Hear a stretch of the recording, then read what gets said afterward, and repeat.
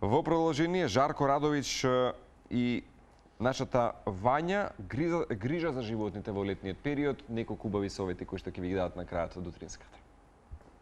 Вања, добро утро, што еднаш. Добро утро, Марко, по втор пат за денеска. На неколку минути пред крајот на денешното издание на утринската на Тилма ќе зборуваме со ветеринарот Жарко Радовик за грижата за животните во летниот период. Добро утро и благодарам што прифативте поканата за овој утрински разговор. Додека температурите растат, кажете ни како тоа може да влијае на домашните миленици, поточно на кучињата и на мачките исто така. Добро утро на сите гледачи на Телма. Во секој случај, летото е незгоден период, особено кога летото е широк поим, меѓутоа кога температурите ќе почнат вака да се качуваат, потребно е малку да се погрижиме и за нашите миленици, у смисла на тоа дека и тие некогаш имаат проблеми со високите температури.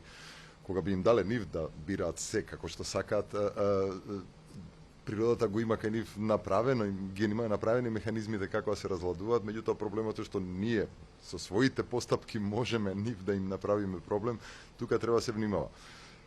Кучињата и мачките дефинитивно се два различити света, значи различите пристапот, меѓутоа ако земеме дека климатизираноста по дома, тргнувајќи и од нас, не е добро да се претерува, така и за нив не чини да биде преладно. Значи, трнеме оној другиот контраст, за ние сакајќи да се оладиме себе си правиме лошо и на себе, меѓутоа дефинитивно многу правиме лошо и на самите животни на тој начин. Значи, умерена климатизираност тоа секогаш да биде.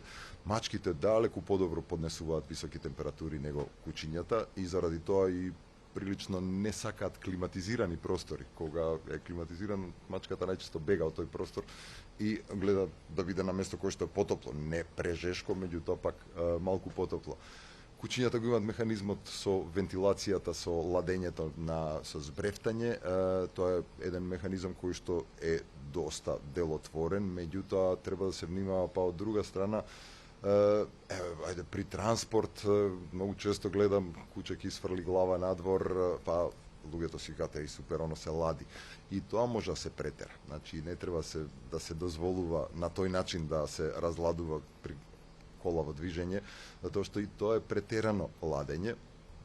Од друга гледна точка, па мачките многу поретко и се транспортираат, за нив не е така проблематично она со затварањето на куче или мачка животно во автомобил, макар и за 5, 10, 15 минути, кога е на сонце, тоа се екстремно високи температури, тоа апсолутно се избегнува.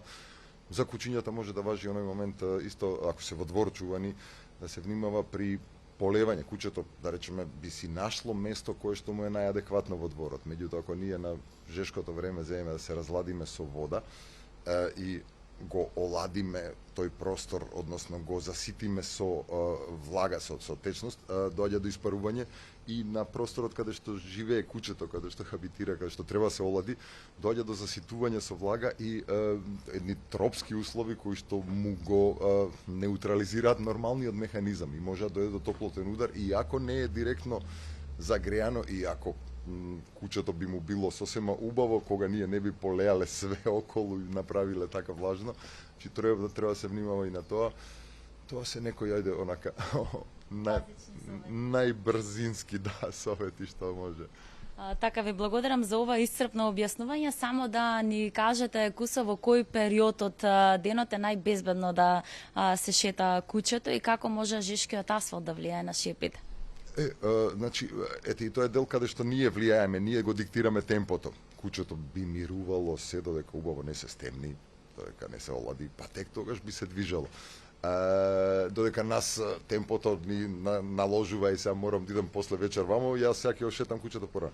Секогаш треба да се избегнуваат нормално овие најжешките моменти и поради тоа што е навистина топло и при движењето доаѓа до генерирање на дополнителна топлина, значи треба убаво да се олади, па тек тогаш да го шетаме кучето, или за елементарно, ако мора нешто нужно, кучето е навикнато на 3 пати дневно да врши нужда надвор, тогаш најкратко можно, А што спомнавте и делот со асфалтот, и тука сме имале многу често опекотини практично. Значи, бидејќи немаат кондурчиња, пустите наши миленици, асфалтот знае да биде навистина жежок и да дојде до изгорување на перничињата, кои што не се манифестира веднаш, меѓутоа после неколку сати доаѓа до лупење. Не е страшно, меѓутоа многу е болно и многу проблематично за животот. Ќе ви се заблагодарам уште еднаш што бевте дел од утринската на Тилма. Во интерес на времето, овде ќе го заокружиме нашето второ линковско вклучување за денеска. Вања, ти благодарам, голем поздрав и до Жарко. Днес ни сомнам дека ќе имаме уште неколку вакви убави теми во месеците кои што следуваат и следните сезони на Утринска.